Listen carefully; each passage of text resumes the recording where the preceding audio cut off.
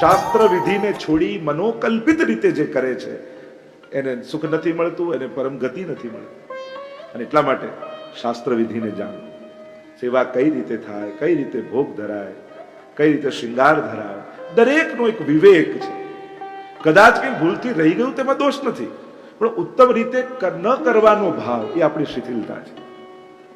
અને એટલા માટે એને આપણે દિલ ચોખ્ખું છે ભાવ હેઠળ બધું છોડી. પત્રમ પુષ્પમ, લોકો શ્લોકો મૂકી લે, પત્રમ પુષ્પમ ફલમ તોયમ, જો પ્રેમથી. પણ કોના? ભક્તિ રૂતમસના, મારા ભક્તના. શબરી આપણે નથી કે આપણે એઠા બોર ધરાય. આપણે તો ભક્ત બનવાની પ્રોસેસમાં છીએ. આપણે ભક્ત ક્યાં થઈ ગયા છે? હા, તમને ઠાકોરજી આવીને કહી જાય પર્સનલી કે હું ભાવનો ભૂખ્યો છું, તું કાંઈ નહીં કરે તો ચાલશે, તો કંઈ ના કરતા. અને જ્યાં સુધી ન કહ્યું હોય ત્યાં સુધી બધી જ વિધિ પ્રોસેસ ફોલો કરવી. Respect the process. પ્રોસેસને માન આપતા શીખીએ દરેક વસ્તુ. એમાં શું થઈ ગયું, એમાં શું થઈ ગયું, એમાં શું થયું, પણ આપણે દિલથી ભાવ છે. કોઈ કે મારું દિલ ચોખ્ખું, તારે પાડોશીને પૂછ તો ખબર પડે. દરેકને પોતાનું દિલ તો ચોખ્ખું જ લાગતું હોય. ઘણા કે મારું દિલ સાફ છે, કોઈનું દુભાવતો નથી, કોઈને હેરાન નથી કરતો, પછી મારે સેવા કરવાની શું જરૂર? દિલ ચોખ્ખું છે. અરે પ્રભુ પાસે જવાની ઈચ્છા નથી થતી, એ જ બતાવે છે કે હજી દિલ ચોખ્ખું નથી થયું. જો અંતઃકરણ પવિત્ર થયું હોત તો તું ભગવાન વગર રહી જ ન શકે. અને એટલા માટે પોતાને જજ નહીં કરી લે સીધા જ કે મારું દિલ ચોખ્ખું છે. દુનિયાના દરેક લોકોને દિલ પોતાનું ચોખ્ખું જ લાગે. એના માટે બીજાને પૂછવું પડે, આપણે ના કહેવાય. આ બધી વસ્તુ એવી છે, આપણને ના દેખાય. જો આ પાપની તકલીફ જ એ છે ને, આપણને દેખાય નહીં અને બીજા બતાવે, ગમે નહીં તો કાઢવા કઈ રીતે? શરીરના રોગ થયા હોય કોઈ પૂછે ને તો મનને ગમે. એમ તમે તાવ આવે ને કોઈ ફોન કરીને પૂછે કે આવો કેમ, ના હવે સારું છે દવામાં, પણ મનના રોગ માટે કોઈ પૂછે તો ગમે? હમણાં તમારો ક્રોધ બહુ વધી ગયો છે ને, ડાયાબિટીસ વધુ એ પૂછે તો ગમે, પણ ક્રોધ વધુ એ ગમે? હમણાં થોડી ઈર્ષા વધી ગઈ લાગે છે, ગમે? મનના રોગની કોઈ વાત કરે તો ન ગમે, તો આને ઈલાજ કરવો કઈ રીતે? અને એટલા માટે કેવલ દિલ ચોખ્ખું છે એવું કહેવું એ પોતાની જાતને છેતરવા બરાબર છે. ઘણી વાર સારા સારા શબ્દોના પ્રયોગ કરીને આપણે આપણી જ જાતને છેતરતા હોઈએ, આપણા જ કમજોરીઓને દુર્ગુણોને ઢાંકતા હોઈએ. લડવાની તાકાત ના હોય તો આપણે એના જેવું કોણ થાય, જવા દો. ચોખ્ખું કેમ લડવાની તાકાત નથી એની સાથે? મૂળ વાત એ છે, સારા શબ્દોના કપડા પહેરાવી આપણી અનાવડત અથવા અસમર્થતાને ઢાંકો નહીં. ના, જે રીતે મહાપ્રભુજી આ ભલે થોડું કરીશ પણ એ વિધિ પ્રમાણે કરીશ. મને આવું ગમે, મને આવું, તને ગમે, ઠાકોરજીને ગમે. આપણે ગમે તેવા વાઘા પહેરાવી દઈએ, આપણે ગમે તેવું ધરાવી દઈએ, જોવામાં સારું લાગે એ જ સેવા નથી. પહેર્યું હોય એને સારું લાગે, એને સેવા કહેવાય. આપણે તો માનસિંહની વાર્તા આવે છે વાર્તા સાહિત્ય. રાજા આવ્યા મથુરા દર્શન કરવા માટે, ને જે મંદિરે જાય બધાને ખબર પડે રાજા દર્શન કર, એટલે ભર ઉનાળો અને જરીના વાઘા અને ભારે ભારે શણગાર ધરાવી દે. રાજા જોઈને ખુશ થાય. બધે દર્શન કર્યા, માનસિંહને ક્યાંય આનંદ આવે. કોઈએ કહ્યું કે આ ગિરિરાજજીની ઉપર દેવ દમન શ્રીનાથ વિરાજે છે. અને દર્શન કરવા માટે ઉષ્ણકાલના સમયમાં અક્ષય તૃતીયાના દિવસો હતા, અને જ્યાં દ્વાર ખુલ્યા રાજભોગના, ફુવારો ચાલતો હતો, અત્તરના છડકાવ હતા, ખસના પડદાઓ લાગ્યા હતા, પ્રભુએ હલકા વાઘા અને વસ્ત્ર પહેર્યા હતા, ચંદન ધારણ કર્યું હતું.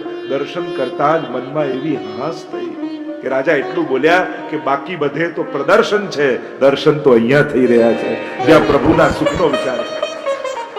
સેવ્યના સુખનો વિચાર એને જ સેવા કહેવાય. ખાલી જોઈને સારું લાગે સેવા નથી. અને એટલા માટે જ કેવા વાઘા ધરાવાય, કેવા વસ્ત્ર, કેવા શૃંગાર ધરાવાય. ના ના, અમે તો નાથદ્વારાથી લાયા છે. તો નાથદ્વારા બધું કઈ પુષ્ટિ માર્ગનું જ મળે, જરૂર નથી. એ તો બજાર હોય તો બજારમાં તો બધું મળતું હોય. આપણે મહાપ્રભુજીની રીત પ્રમાણેનું શોધીને લાવવાનું. આપણે ત્યાં જો પેલા ફ્રોક જેવા વાઘા નથી આવતા, વાઘે એવા મુગટ નથી આવતા, માળાઓ કેવી ધરાવાય. પ્રભુ તો અતિ કોમલ છે. એ કોમલતાના ભાવ વગર જો સેવા કરવા જશો તો ક્યાંક ચૂકી જશો. તો મહાપ્રભુજીની સેવા રીત અને પ્રીત બંને મહત્વની છે. રીત એટલી, કારણ કે એ રીત કોની છે તો કે વ્રજભક્તોની છે. અને એટલા માટે એ વ્રજભક્તોની રીતથી જયારે સેવા કરો છો ત્યારે ઠાકોરજી એમ નથી જોતા કે પેલા બેન ને પેલા ભાઈ કરે છે. એમને તો એવો જ આનંદ આવે છે કે કોઈ વ્રજભક્ત મારી સેવા કરી રહ્યું છે. અને એટલે જ આપણે ત્યાં કહીએ ને કે સેવામાં આવા વસ્ત્રો પહેરવા, આવા કપડા પહેરવા, આ રીતે તિલક કંઠી ધારણ કરવા. અને વસ્તુની બાબતમાં લોકો ધર્મનું આવે એટલે એમ કે આ પહેરવાની શું, ભગવાન કોઈ કપડા થોડી જોવે છે. લોજિકો લોકો ભગવાનના મનની વાત પણ પોતે જ કહી દે. એને ક્યાં આવી જરૂર છે? તો કોણે શાસ્ત્રોમાં કોણે કહ્યું આ બધું? ભગવાન જ કહી ગયા છે. તમે સ્નો હોય એવી જગ્યાએ જાઓ તો એના જેવા કપડાં પહેરો, તમે વોક કરવા જાઓ સવારે તો એના લાયક કપડાં પહેરો, તમે રમવા જાઓ તો સ્પોર્ટ્સ વેર પહેરો, તમે લગ્નમાં જાઓ તો એના જેવા કપડાં પહેરો, તમે ડેઝર્ટમાં ફરવા જાઓ તો એના જેવા કપડાં પહેરો, તમે બીચ ઉપર જાઓ તો એને લાયક કપડાં પહેરો. એટલે કે એ સંજોગોને, એ અવસ્થાને વધારે ઉત્તમ રીતે માણી શકો એવા વસ્ત્રો પહેરો જ છો. વાંધો ખાલી સેવામાં જાઓ તો ધોતી બંડી પહેરવામાં શું વાંધો છે? કારણ કે બાકી બધાના પહેરો જ છો તમે, કોઈ તમે ના પહેરતા એવું નથી. તમે દરેક સંજોગોને લાયક એને અનુકૂળ વસ્ત્રો પહેરો જ છો. ખાલી સેવામાં જ ભાઈ, આપણને ભાઈ ખાલી ત્યાં જ જાગે છે. મૂળ વાત છે કે વ્રજભક્ત બનીને સેવાને માણી શકીએ. આપણને જોઈને ઠાકોરજીને એમ લાગે કે કોઈ વ્રજભક્ત સામે ઉભો છે. બસ આટલો ભાવ કરો જ છો તો એને માણવાને આ પહેરવામાં શું વાંધો છે? પ્રભુ તો ભાવના ભૂખ્યા, આપણા કપડા થોડી જુએ. એમ કરીને લોકો મહિનો ધોયા વગર પહેરે. કોઈ અડતા નહીં હોય, સેવાના કપડા છે. સૌથી ખરાબ હોય સેવા, એવું નહીં કરવું. અપ્રસના કપડા છે, એક અપ્રસના સૌથી ખરાબ પાછા કપડા. અને એટલા માટે આજના સમયમાં અપ્રસની વ્યાખ્યા કઈ રીતે કરવી, કઈ રીતે, જો પહેલાના ગામમાં લોકો જે રીતે રહેતા, આજે આપણે 1000 સ્ક્વેર ફીટનો ફ્લેટ હોય, નાનો જગ્યા હોય અને એમાં સેવા પધરાઈ હોય, તો સેવાના નામે કોઈની પ્રતાડના ન થવા લાગે, કોઈને ઉદ્વેગ ન થવા લાગે, એની સાવધાની બહુ રાખજો. પ્રભુ બધાના આનંદ માટે પધાર્યા છે, પણ પ્રભુને કારણે ક્લેશ ન થાય એની સેવા કરનારે વિશેષ જવાબદારી રાખવી. કારણ કે ઘણીવાર આપણે અવિવેક પૂર્વકનું જો વર્તન કરીએ તો બદનામ આપણો ધર્મ થાય છે. એમ કે પુષ્ટિમાર્ગના લોકો, પુષ્ટિમાર્ગને ક્યાં લાગે વળે? અપરસ એ કોઈ પુષ્ટિમાર્ગ નહીં છે, એ તો હિન્દુ ધર્મની આચાર વિચારની વ્યવસ્થા છે. પણ પુષ્ટિમાર્ગીય વૈષ્ણવ સ્ક્રિપ્ચર્સને વધારે ફોલો કરે એટલે બધા પુષ્ટિમાર્ગના નામે ઢોળી નાખે. આમાં પુષ્ટિમાર્ગમાં કોઈ ગ્રંથમાં નથી, આ તો હિન્દુ ધર્મમાં નિર્ણય સિંધુ, ધર્મ સિંધુ આવા નામના ગ્રંથો છે. અને આખી હિન્દુની એક જીવન પ્રણાલી કેવી હોય એ પ્રકારની બધી વ્યવસ્થાઓ છે. અને એટલા માટે થોડાક રીતનો પણ ભાવ, કે મહાપ્રભુજીએ રીત બતાવી છે અને એ રીત કરો છો ને તો ક મને કરો તોય ફલ મળે. તમે જોબ પર ગયા હો, તમારું કામ કરવાનું જરાય મન ના હોય, પણ એ ખુરશી પર બેસો તો પગાર મળે કે નહીં? એમ ક મને પણ ઠાકોરજી સન્મુખ બેસો ને તો સેવાનું ફળ તો મળે. કારણ રીત તમે મહાપ્રભુજીની કરી રહ્યા છો. અને એટલા માટે જ્યારથી આપણે ભાવના ભૂખ્યા કહીને બધું છોડતા ગયા ને, ત્યારથી જ અંધશ્રદ્ધાએ પ્રવેશ કરી, વિકૃતિઓ પ્રવેશ કરી જાય છે. કેમ શાસ્ત્રને ફોલો? કારણ કે વ્યક્તિ છેતરશે, શાસ્ત્રો નહીં છેતરે. અને એટલા માટે શાસ્ત્રોને પકડવું. શાસ્ત્ર શું કહે છે સહેલું નહીં, સાચું શું છે હવે અમને બતાવો. ભલે થોડું કરીશું, પણ આપણી જે વિધિ વિધાન છે એ પ્રમાણે કરીશું. જે દેવતાની જે રીતે ઉપાસના થતી હોય એ રીતે જ કરે. તમે ઠાકોરજીને પલ્લામાં પધરાવો, પણ મહાદેવજીને પલ્લામાં પધરાવીને ઝુલાવો તો એ ગભરાઈ જાય કે મારી જોડે કરે છે શું, આ તો અજન્મા ને અમર છું, ક્યારે આમાં બેઠો નથી, કેમ? એનું અપમાન છે ને એક રીતે. ઘણી વાર હિન્દુ ધર્મ સિવાય બીજા કોઈ ધર્મ વાળા આપણા દેવી દેવતાનું અપમાન કરતા નથી. આપણે જ કોઈ પણ દેવતાનો ઉત્સવ હોય એને ક્રિકેટરે બનાવી દઈએ, એને પાયલોટે બનાવી દઈએ, ડોક્ટરે બનાવી દઈએ, કાર્ટૂનનું કોઈ કેરેક્ટર બનાવી દઈએ. વિચાર તો કરો, જેનો ઉત્સવ છે એની સાથે કેવી રમત આપણે કરીએ. મૂળ વાત છે ને ડિગ્નિટી જાળવવા. આ કોઈ રમવાનો ખિલોનો નથી, આ કોઈ દેવતા છે. તો દેવતાનું સન્માન કેવું રાખવું જોઈએ એ આપણે બધાએ વિચારવું. એ રીતે ઠાકોરજીની જયારે વાત આવે ત્યારે એનો અહોભાવ, એટલે કોઈ બી દેવ દેવતાની વાત આવે બધા આદરણીય છે, સત્કારનીય છે, એની જોડે રમત ન કરાય. એની ડિગ્નિટી જે રીતે જળવાવી જોઈએ એ રીતે જાળવીને જ એનો ઉત્સવ મનાવે. પણ આપણે જયારે એને રમતનું, આપણા મનોરંજનનું, આપણને મજા આવે એવું સાધન બનાવી દઈએ તો શું એ પ્રસન્ન થશે કે નારાજ થશે? એ આપણે ચિંતન કરવાનું છે, વિચાર આપણે બધાએ કરવો જોઈએ. અને એવી તો ઘણી ઘટનાઓ છે, પણ આપણા સમાજે ચિંતન કરવાની છે કે જે દેવતાઓ પદ પર છે, જે ભગવાન પદ પર છે, એમની ડિગ્નિટી ડાઉન ન થાય એના માટેનું ચિંતન રાખવું. તો રીત અને પ્રીત બંને જરૂરી છે. તસ્માત શાસ્ત્રમ પ્રમાણમ તે કાર્ય વ્યવસ્થિત. ગીતાજીમાં ભગવાન એટલે કે શાસ્ત્રો પ્રમાણ છે, શું કરાય ને શું ન કરાય. મને આવું ગમે એટલું તો આવું જ કરવું. જો આ રીતે ચલાવવાનું હોય તો દુનિયામાં દરેક માટે એક નવો ધર્મ પેદા કરવો પડે. પછી તો આતંકવાદીઓ બી ધાર્મિક છે કે અમને આવું ગમે છે, અમે આવું કરીએ, અમને આ સાચું લાગે છે. આપણા મનથી સત્ય અસત્ય નક્કી કોણ કરે? તો કે આપણા શાસ્ત્રો. હું કરું છું એ પાપ છે કે પુણ્ય, મારે ચેક ક્યાં કરવાનું? કે શાસ્ત્રો પાસે, સ્ક્રિપ્ચર્સ પાસે. સ્ક્રિપ્ચર કે આ પુણ્ય કહેવાય ને આ પાપ કહેવાય, એનાથી નક્કી થાય. અને એટલા માટે કેવલ પોતાના લોજિક ઉપર આપણું જીવન ચાલતું નથી. ક્યાંક કોઈનો સહારો લેવો પડે, અને એ છે આપણા શાસ્ત્રો. અને એટલા માટે શાસ્ત્ર જે વાત કે એને સ્વીકારીને આગળ વધવું. તો જે ચર્ચા કરીએ છીએ, મહાપ્રભુજીએ વ્રજભક્તોની રીત અને પ્રીત બંને પ્રગટ કરી. અહીંયા કુંભનદાસજીને રામદાસજીને સેવાનો પ્રકાર સોંપ્યો. કુંભનદાસજી આવ્યા પત્ની સાથે. મહાપ્રભુજીએ કંઈક માંગો. પત્ની કહ્યું મારે બાલક નથી, બાલક થઈ જાય એવી કૃપા કરો. મહાપ્રભુજી કહે એક નહીં તારે 7 દીકરા થશે. બહાર આવ્યા ને ત્યારે કુંભનદાસે કહ્યું અરે જે ઈશ્વર આપવા સમર્થ હતા એની પાસે સંસાર માંગ્યો હતો. અરે તમારે જે જોઈતું હોય તમે માંગો, મારે જે જોઈતું મેં લઈ લીધું. મહાન પાસે તુચ્છ માંગવું એ પણ મૂર્ખતા છે. જે ભગવાન આપવા સમર્થ છે એની પાસે સંસાર માંગવો એ ક્યાંક ગેરસમજ ન સમજ છે. અને એટલા પાસે માટે પ્રભુ પાસે જ્યારે જાઓ ત્યારે કંઈક નાનું માંગીને ના આવતા. જે તમારી બુદ્ધિથી ને મહેનતથી મેળવી શકો એ માંગીને ના આવતા. પણ જે બુદ્ધિ અને મહેનતથી ન મળે એવી કોઈ ઈચ્છા રાખે. અને જે મહેનત અને બુદ્ધિથી નથી મળતું, દુનિયામાં સૌથી સસ્તી વસ્તુ એ છે જે પૈસાથી ખરીદી શકાય છે. પણ જે વસ્તુ પૈસાથી નથી ખરીદી શકાતી એ બહુ દુર્લભ હોય છે. તમે પૈસાથી કોઈ વ્યક્તિ કે વસ્તુને લઈ આવો, પણ એ વ્યક્તિનો પ્રેમ જીતો એ પૈસાથી ન થાય. અમુક વસ્તુ માંગીને ન મળે એ તો મેળવવી પડે. સન્માન છે માંગીને લો મજા જ ના, એ તો મેળવવાનું. પ્રેમ છે માંગીને લો મજા જ ના, એ તો મેળવવાનું. અમુક વસ્તુ મેળવવી પડતી હોય છે. તમે દવા લાવી શકો, સ્વાસ્થ્ય થોડી મેળવી શકો છો. તો જીવનની આ ગણિત છે, રીત અને પ્રીત બંને મહાપ્રભુજી શીખવાડી છે. અને મહાપ્રભુજી ઠાકોરજીનો બધો જ સેવાક્રમ નક્કી કરી અને ત્યાંથી શ્રી મહાપ્રભુજી પૃથ્વી પ્રદક્ષિણા કરવા માટે આગળ વધાર્યા. અને હવે પ્રભુ શ્રીનાથજી બાબા ગિરિરાજજીની ઉપર બિરાજ્યા છે. સારસ્વત કલ્પમાં જે કૃષ્ણ ચરિત્ર અને કૃષ્ણ લીલાઓ થઈ એવી જ લીલાઓ હવે શ્રીનાથજી બાબા કરવા લાગ્યા. ત્યાં પણ સખાઓની મંડળી ઠાકોરજી બનાવી લીધી. કુંભનદાસ આદિ સખાઓને પોતાની માખણ ચોરી આદિમાં જોડી લીધા. અને હવે તો પાછા વ્રજભક્તોને ત્યાં જેમ સારસ્વત કલ્પમાં માખણ ચોરી કરવા જતા એવી રીતે માખણ ચોરી કરવા જવા લાગ્યા. અનેક અનેક પ્રસંગો આવે છે. પાથો ગુજરીનો પ્રસંગ આવે છે. માથામાં રોટલી લઈને જઈ રહી છે. ઠાકોરજી કુંભન બપોર પડે એટલે કુંભનદાસના ઘરે પધારે. શ્રીનાથજી બાબા કહે કુંભન ચલ ખેલવે છે. અને કુંભનદાસજી પણ સાથે જોડાઈ જાય. બંને ઝાડની પાછળ સંતાઈને ઉભા છે. અને આ પાથો માથામાં રોટલી લઈને જઈ રહી છે પતિને ખવડાવવા માટે. ઠાકોરજી આવે એને કહેવા લાગી એટલા આટલા ગરમીના દિવસ છે, થોડી જલ તો પી લે, એટલે જલપાન કરાવો. અને જલપાન કરાવવા જાય જ્યાં રોટલી મૂકે છાનામાના ઠાકોરજી 2 રોટલી કાઢી અને પાથો તો ત્યાંથી આગળ જતી જાય. કુંભનદાસ કહેવા લાગ્યા અરે પ્રભુ આ શું કરો છો, મને માર ખવડાવશો. આપને જોઈએ એટલો ભોગ ધરવા અમે તૈયાર છીએ, પછી આ ચોરીને કેમ ખાવ છો? ત્યારે ઠાકોરજીને થાય, ઠાકોરજી કે તમે ધરો એના કરતા હું ચોરીને ખાઉં ને એમાં રોટલી બહુ મીઠી લાગે, એટલે તું એક ખા. એક કુંભનદાસને આપી, એક શ્રીનાથજી બાબાએ લીધી. બંને આરોગવા લાગ્યા. કુંભન કે આ તો ઠીક નથી. ત્યારે ઠાકોરજી કહે આ જેટલી ગુર્જરીઓ છે ને એ સવારે જ્યારે ભોજન બનાવતી હોય ત્યારે ભોજન બનાવતા બનાવતા મને યાદ કરતી હોય.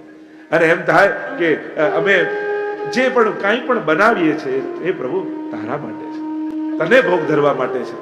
પણ એને સંસારના બંધન છે, મારી પાસે આવીને મને આરોગાવી નથી શકતી, એટલે હું કૃપા કરી એમની મનોરથોને પૂરા કરવા માટે એની સામગ્રી ચોરી અને અંગીકાર કરું છું, એમના મનોરથોને પૂરા કરું છું. ખેમો ગુર્જરીનો પ્રસંગ આવ્યો. માથે દૂધની મટકી લઈને જાય છે અને ઠાકોરજી કુંભનદાસને કહે છે જો આનું દૂધ આજે આપણે ચોરી. રસ્તામાં આવીને જોર જોરથી પગ ઊંચો લઈને કૂદવા લાગ્યા. અરે મેરે પગ મેં કાંટો લગ ગયો, કાંટો લગ ગયો, કાંટો લગ ગયો.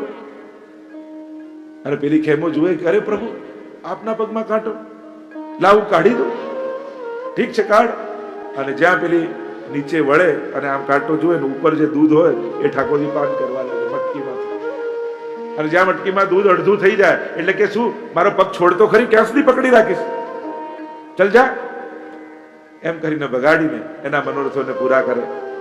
ગોપાલદાસ ગ્વાલનો પ્રસંગ આવ્યો. ઠાકોરજી આ બધા ઉપર અનેક પ્રકારથી કૃપા કરી રહ્યા છે.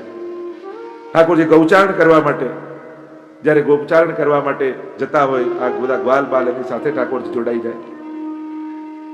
રસ્તામાં ઉભા રહીને કે મેં બડો ભૂખ્યો, मेरे पास भोजन नहीं है, क्या करूं? तेरे गाय को धो के दूध पी लो, ठीक है. અને ઠાકોરજી ગાયનું દોહન કરીને દૂધપાન કરે છે. વ્રજવાસીઓના મનોરથોને ફરી સારસ્વત કલ્પની જેમ મનોરથોને પૂર્ણ કરી રહ્યા છે. એક નવી નવી વહુ પરણીને આવી છે ઘરમાં, અને પરણીને આવી એટલામાં તો એમની જે સારામાં સારી વધારે દૂધ આપનારી ભેંસ હતી એ ખોવાઈ ગઈ. સાસુને છીકણીની આદત, અને એની ડબ્બી પણ ખોવાઈ ગઈ. એટલે ક્યાંક કંઈક થાય એટલે સાસુએ ટોપલો ઢોળ્યો. ઓહો, તમને તો ખબર છે. આના પગલા પડ્યા અને બધું અપસુકન થવા લાગ્યું. પેલી ગભરાઈ, અરે હજી તો એક જ દિવસ થયો ને આવા અમંગલ થાય, અને ક્યાંક મારી છાપ પડી ગઈ કે આ તો અપસુકનિયાર છે, તો જે કાંઈ પણ ખરાબ થશે બધું મારા માથે ઢોળશે. શું કરું? હે શ્રીનાથજી બાબા, હે ગિરિરાજ, હે ગોવર્ધનનાથ, આપ કંઈક મારી ભેંસને શોધીને લાવી આપો, નહીં તો આ મારી સાસુ મને છોડશે નહીં. અને રાતનો સમય થયો. ઠાકોરજી શોધવા પણ નીકળ્યા માટે ભેંસને. ભક્તોના મનોરથો પૂરા કરવા પધાર્યા છે. આ ભોળા વ્રજવાસીઓ કોનું શરણ લે, કોની પાસે જાય? કાંઈ પણ થાય એટલે શ્રીનાથજી બાબાને યાદ કરે. ઠાકોરજી વનમાં શોધતા શોધતા જ્યાં ગાય ઉભેલી જોઈ, સિંહ આવ્યો હતો, અને સિંહને ભગાડ્યો ઠાકોરજીએ, અને ભેંસનું કાન પકડી ખેંચતા ખેંચતા ખેંચતા ખેંચતા એના જે ગૌશાળા હતી એ વહુની, એ સાસુની, ત્યાં મૂકી આવ્યા ઠાકોર. અને વહુએ જ્યાં તકિયો ઊંચો કર્યો તો તકિયા નીચે છીકડીની ડબ્બી મળી. તો આ તો બંને વસ્તુ જ્યાં બહાર રહી જોઈએ, તો ભેંસે ઊભી છે, ડબ્બીએ. અરે મારી વહુ તો બહુ સુકન્યાર છે.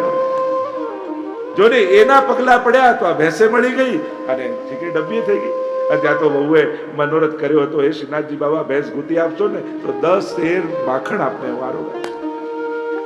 અને શ્રીનાથજી બાબા બીજા દિવસે આવ્યા. બપોરના સમયે દધી મંથન કરતી હતી, માખણ બટેરામાં કાઢતી હતી, અને શ્રીનાથજી પ્રગટ થયા.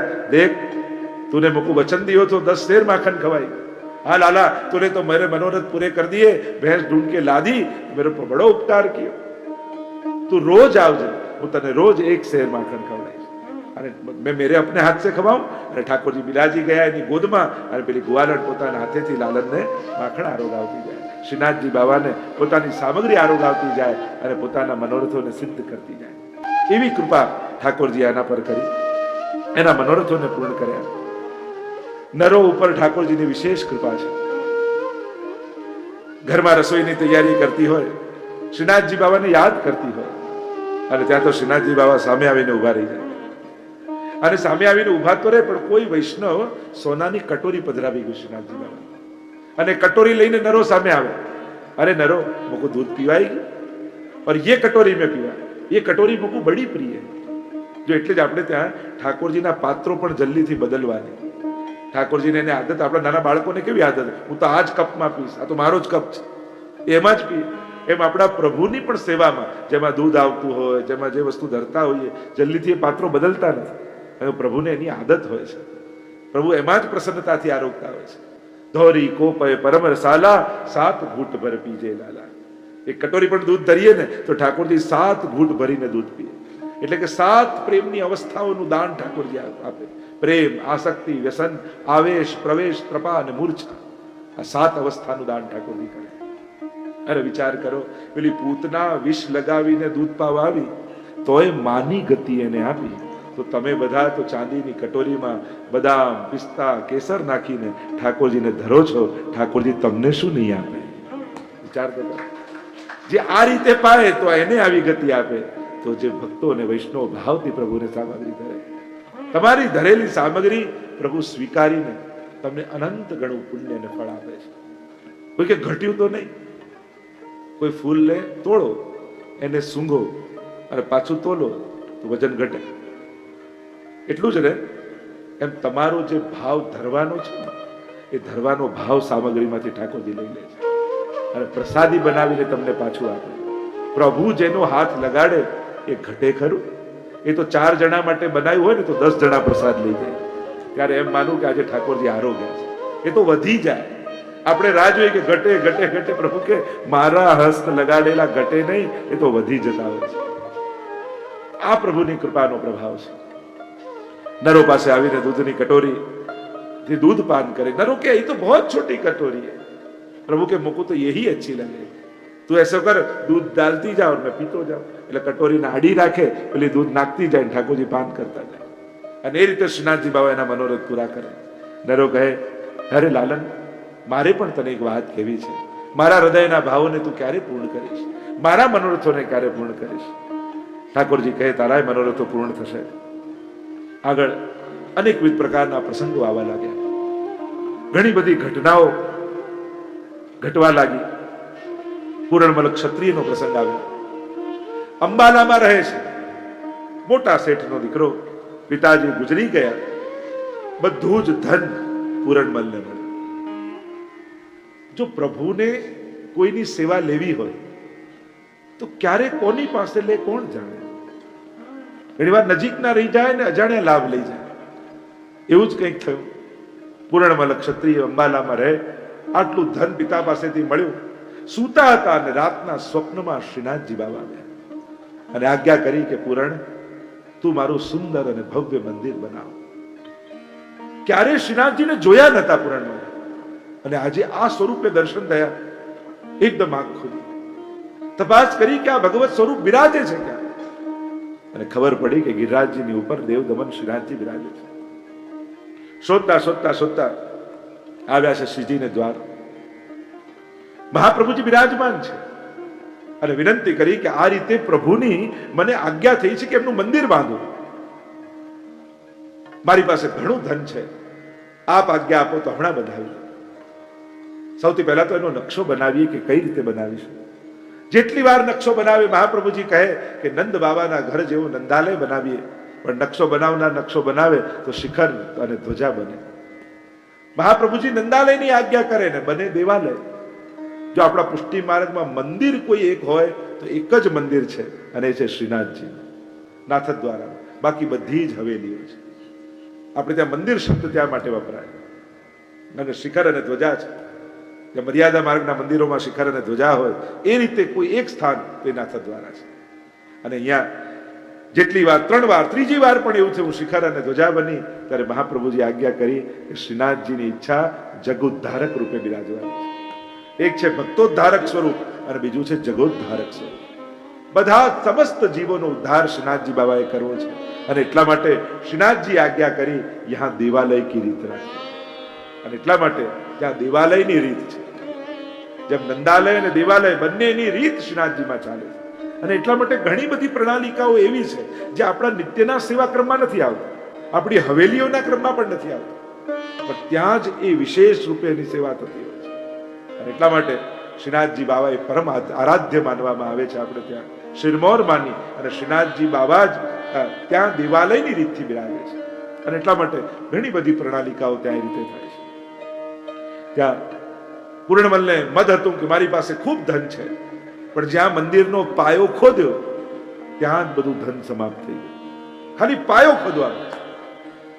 ઠાકોરજી અસમર્થતા આપીને પણ અહંકારને સમાપ્ત કરે છે. કોઈ પણ પ્રકારનો મદ પ્રભુને ગમતો નથી. અને એટલા માટે જ્યારે પણ પ્રભુની કોઈ પણ પ્રકારની સેવા કરો ત્યારે અહોભાગ્ય માનીને કરો કે ઠાકોરજીએ મને તક આપી છે, પ્રભુએ મને અવસર આપ્યો છે. એની પાસે તો હજારો લોકો છે, એ તો કોઈની પાસે પણ કરાવી શકે છે, પણ એને મને પસંદ કર્યો. એ મારી ઠાકોરજીની મારા પર કૃપા છે. કૃપા જાણીને સેવા કરો. પ્રભુને કરાવવા માટે આપણી જરૂર નથી, પણ પ્રભુએ આપણો ઉપયોગ કર્યો એ આપણા પર કૃપા છે. અને એટલા માટે સેવા કરવાની જ્યારે પણ કોઈ પણ તક મળે એને ગુમાવવી નહીં. ઘણીવાર વર્ષોની સાધના તારતી નથી અને ઝડપેલી તકો તારી દેતી હોય છે. ઘણીવાર અમુક અવસર એવા મળી જાય કે કોઈ ના હોય, કોઈ એમ કે તમે ફૂલ લઈ આવો, આપણને ફૂલની સેવા મળી જાય.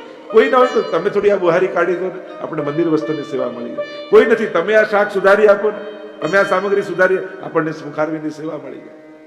જ્યારે પણ અવસર મળે તો ચૂકવા નહીં. એ સત્સંગનો હોય કે સેવાનો હોય, કારણ કરેલા પ્લાનિંગો એમને જ રહી જતા હોય છે. ઝડપેલી તકો જ કામ લાગી જતી હોય છે. કારણ કે આપણી ઈચ્છા પ્રમાણે, આપણા ધાર્યા પ્રમાણે ભગવત કાર્યો થતા નથી. એની ઈચ્છાથી એને અવસર આપ્યા હોય ત્યારે ઝડપી લેવાના. અને ક્યારે પણ પ્રભુ પાસે પ્રભુ સેવા કરવાનો મોકો મળ્યો હોય ત્યારે પોતાના પાપ, પોતાના અપરાધ, પોતાના દોષોનો વિચાર કરીને અટકી જવું નહીં. ત્યારે યાદ, મને તો આવું વ્યસન, મને તો આવો, મારો આવો સ્વભાવ, મારી તો આવી આદત, હું તો આવો. અરે પાપથી મુક્ત થવાની એક જ જગ્યા છે અને એ છે ઠાકોરજીની સન્મુખતા. કોઈ પણ દુનિયાનો માણસ તમને પાપથી મુક્ત નથી કરી શકતો. એનાથી મુક્ત થવાની એકમાત્ર જગ્યા પ્રભુનું શરણ. અને એટલા માટે ગીતાજીમાં ભગવાન વારંવાર કહે, તું ગમે તેટલો પાપી હો પણ મારી શરણે આવ, હું તને મુક્ત કરીશ. એટલે આ બધાથી છોડાવનારા ઠાકોરજી છે. અને આપણે બધા આ બધાનો વિચાર કરીને ઠાકોરજી પાસે નથી જતા. પહેલા પ્રભુને લાયક થવું પછી પ્રભુ પાસે જવું, તો લાયક થવામાં જ જિંદગી જતી રહેશે. હું ઉત્તમ બનું ને પછી પ્રભુ પાસે જવું તો ઉત્તમ થવામાં જ જતી રહે. આપણે શ્રેષ્ઠ નથી, હા શ્રેષ્ઠ થવાની ઈચ્છા જરૂર રાખીએ છીએ. અને એટલા માટે ઉત્તમ બનવાના પ્રયાસમાં રહેશો. પહેલા હું ક્રોધ છોડી દઉં, લોભ છોડી દઉં, ઈર્ષા, આ બધું છોડવાની ચિંતામાં રહેશો ને તો જે કરવાનું છે એ છૂટી જશે. જેવા છો એવા લાગી જાવ સેવામાં, પ્રભુ ભક્તિમાં લાગી જાવ. પ્રભુ જ આમાંથી મુક્ત કરશે. જેમ સૂર્ય ઉગે અને આ બધા ઓશના બિંદુઓ સમાપ્ત થઈ જાય, એમ જ પ્રભુનો સૂર્યોદય. જો એક વસ્તુ યાદ રાખો, સૂર્યની સામે રહો તો પડછાયો પાછળ, અને સૂર્યને પીઠ દો તો પડછાયો તમારી આગળ આવી. એમ જ્યારે જ્યારે પ્રભુને પીઠ દઈને ઉભા રહો છો ત્યારે આપણા દુર્ગુણો આપણી સામે આવીને ઉભા રહી જતા, અને જ્યારે જ્યારે પ્રભુની સન્મુખ થઈ જતા હો છો ત્યારે આપણા દોષો આપણી પાછળ જતા રહેતા હોય છે. અને એટલા માટે પ્રભુની સન્મુખતા જ એકમાત્ર કલયુગમાં આપણી રક્ષા કરી શકે છે. એટલે અહીંયા બેસેલો દરેક વ્યક્તિ નિયમ લે, રોજ કમથી કમ 5 મિનિટ તો પ્રભુની સન્મુખ જરૂર હોય. કાંઈ ન કરતા, બસ ખાલી ઉભા રહો, એને તમને જોવા દો, એની દ્રષ્ટિ પડવા દો, દ્રષ્ટિ માત્રથી. બીજું કાંઈ ન થાય તો પ્રભુ પાસે ઉભા રહી એના ઉપકારોને યાદ કરો. કેવી કેવી જીવનમાં ઘટનાઓ ઘટી હતી, એમ થાય કે હવે ફસાઈ ગયા, હવે તો ખતમ, હવે તો કાંઈ નહીં, કેમ નીકળીશું? છતાંય ઠાકોરજીએ કાંઈ ને કાંઈ એવું કર્યું કે આ બધામાંથી પાર નીકળે. એનામાં ભરોસો રાખવા કદાચ ગ્રંથોની વાંચો ને તો ચાલશે, તમારા જીવનને વાંચો. કેવા કેવા સંજોગોમાંથી ઠાકોરજીએ બહાર કાઢ્યા છે. તો આજ સુધી જે આપણને બચાવતો આવ્યો, ઉગારતો આવ્યો, એ આગળ નહીં બચાવે, એ હવે નહીં કરે, જરૂર કરે. યાદ કરો તમારા જૂના કેવો કેવો સમય આવે, કેવા કેવા સંજોગો આવેલા. ઠાકોરજી ક્ષણમાં આપણને બહાર ખબર ન પડવા દીધી કે આપણી મદદ કરનારા શ્રીનાથજી. આપણને 4-5 ઘટનાઓ તો યાદ હોય છે, અહીંયા બચાવ્યા, અહીંયા બચાવ્યા, અહીંયા બચાવ્યા. જ્યારે જ્યારે આપણને બચાવ્યા યાદ છે, અને 4-5 ઘટનાઓને યાદ કરીએ, પણ હજારો દુઃખોને આપણા સુધી આવાય નથી દીધા, એ તો આપણને ખબર જ નથી. અહીંયા પૂર્ણમલનું બધું જ ધન સમાપ્ત થયું. અરે શ્રીનાથજીનો હુકમ થયો, અસમર્થતા થઈ, અને હવે શ્રીનાથજી બાબાએ આજ્ઞા કરી કે એ તો તારા પિતાનું ધન હતું, મારું મંદિર તારા પરિશ્રમના ધનથી બાંધ, તું કમાવ અને બાંધ. પછી જો કેવું બંધાય, થાક્યા નહીં, હાર્યા નહીં, દક્ષિણમાં ગયા. 20 વર્ષ સુધી પરિશ્રમ કર્યો પૂર્ણમલ, ધન એકઠું કર્યું, અહીંયા મંદિર બાંધવા પુનઃ પાછા આવ્યા. રામદાસ સાચોરાનો પ્રસંગ આવ્યો. રામદાસ સાચોરા મહાપ્રભુજીના શરણે આવ્યા, બ્રજમાં રહીને સેવા કરવા લાગ્યા. સેવા કરવાની ઈચ્છા જગાવી, કહ્યું કે હજી સમય છે. શ્રીનાથજી અનેકવિધ પ્રકારની લીલાઓ કરી રહ્યા છે.